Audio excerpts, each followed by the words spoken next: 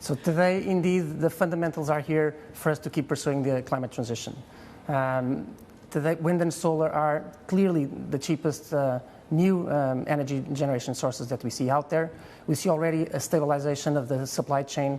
We see overall energy costs, namely gas prices, supporting that. And so the fundamentals are here, not only from the generation side, but also from the demand side. We see increasingly net zero targets from multiple countries. Today in ASEAN, 9 out of 10 countries have clearly net zero targets. And we have also a huge corporate pool to decarbonize their own value chains. And so it's a private side demand, it's a sovereign demand, and on the back of extremely low fundamentals based on wind and cheap solar. Okay, so the demand is there, but when you look at the capacity to generate enough electricity and enough energy, can it fully take over traditional fuel sources? I think that's indeed the plan. We started indeed early, almost 20 years ago, with simple pay-as-generated wind.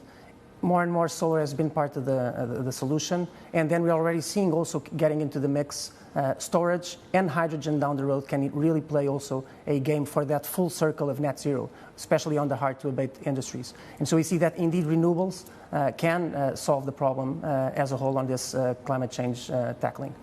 Pedro, I got to ask you, as an energy producer, though, although a renewable energy producer, are you present only in markets that are very highly and heavily regulated?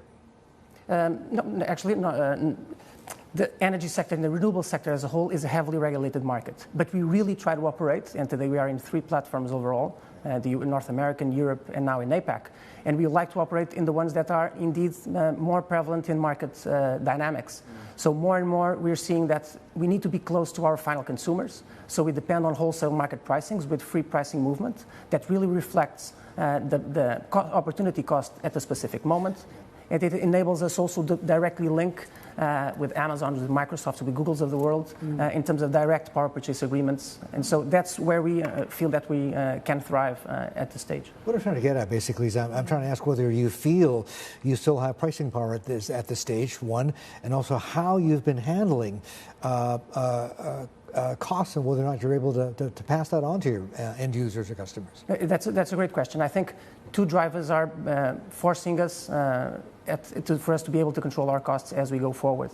The first one was we need to absorb a market sentiment that volatility will be here for a while. So we have positive factors that supply chain is indeed improving, but we have at the same time interest rates going up. And so the mixture of this, especially for infrastructure investment, really requires that we're able to keep driving the technology costs down.